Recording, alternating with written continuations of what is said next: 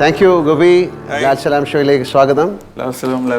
ഒരു re recording കൊണ്ട് ഒരു സിനിമയെ എത്ര ഉയരങ്ങളിലേക്ക് കൊണ്ടുപോകുന്നു എന്ന് കാണിച്ചു തന്ന ഒരു സിനിമയാണ് ഇവിടം സ്വർഗം. അത് എന്താണ് ഒന്ന് പറയാം അല്ലേ?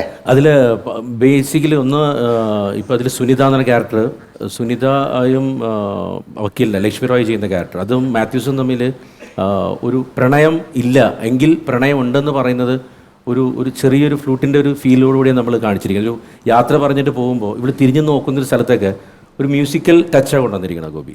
പിന്നെ ഈവൻ അതിൻ്റെ ക്ലൈമാക്സിൽ ആ ലിഫ്റ്റ് കയറി അറ്റം വരെ ആ ഒപ്പിടുന്ന വരെ പോയിരിക്കുന്നത് ഒരു തബലയുടെ ടോട്ടൽ തബല, ലിഫ്റ്റിൻ്റെ അകത്ത് കയറി നിന്നുകൊണ്ട് കംപ്ലീറ്റ് ഒരു തബലയുടെ ഫീലിലൊക്കെ പിടിച്ചിരിക്കണം. അങ്ങനെയൊക്കെ ഒരു കുറച്ച് റിസർച്ച്, കുറച്ച് എക്സ്പീരിയൻസ് ഒക്കെ ചെയ്യാൻ ആ സിനിമയിൽ ഗോപി ശ്രമിച്ചിട്ടുണ്ട്. ആ സിനിമയുടെ ബാക്ക്ഗ്രൗണ്ട് സ്കോറിനെ പറ്റി പറയുമ്പോൾ സ്പെഷ്യലി ലാലേട്ടൻ്റെ മിക്ക സിനിമകളിലും ഞാൻ വർക്ക് ചെയ്യുമ്പോൾ ഞാൻ ശ്രദ്ധിക്കാറുള്ള ഒരു കാര്യം എന്താ വെച്ച് കഴിഞ്ഞാൽ, ഒരു ആർട്ടിസ്റ്റ്, ഒരു ആക്ടർ എന്ന് പറഞ്ഞ വ്യക്തി അദ്ദേഹത്തിൻ്റെ പെർഫെക്ഷൻ ടു ദ കോർ എത്തുന്ന സമയത്ത് ഞാനും perfection to the core music കൊടുക്കണം. അങ്ങനെ കോറിലെത്തുന്ന സമയത്ത് എനിക്ക് സംഗീതമില്ല കൊടുക്കാൻ. സൈലൻസ് ആണ് ഏറ്റവും വലിയ മ്യൂസിക്. അതാണ് നമ്മുടെ ലാലേട്ടൻ.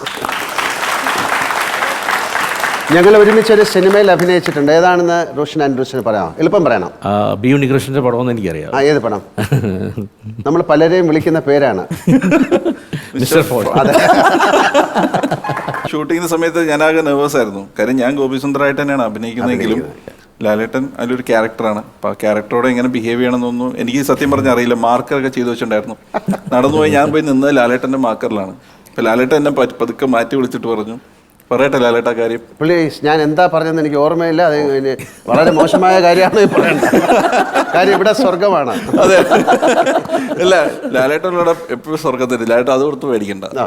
അപ്പോൾ ലാലേട്ടനോട് പറഞ്ഞൊരു കാര്യം എന്ന് വെച്ചാൽ, മോനെ നീ ചെയ്യുന്ന ജോലി എന്നെ കൊണ്ട് എന്തായാലും ചെയ്യാൻ പറ്റില്ല, പക്ഷെ ഞാൻ ചെയ്യുന്ന ജോലി, അത് ലാലേട്ടൻ ചെയ്യുന്ന ജോലി ആർക്ക് വേണമെങ്കിൽ ചെയ്യാൻ പറ്റുന്നു. അങ്ങനെയൊക്കെയാണ് നമുക്ക് കോൺഫിഡൻസ് വരുന്നത്.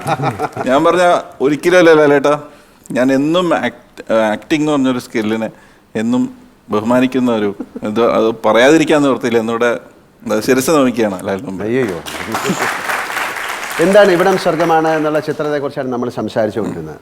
എന്തെങ്കിലും ഗോപിക്ക് ആ സിനിമയെക്കുറിച്ച്, അത് വളരെ വ്യത്യസ്തമായ ഒരു സിനിമയായിരുന്നു.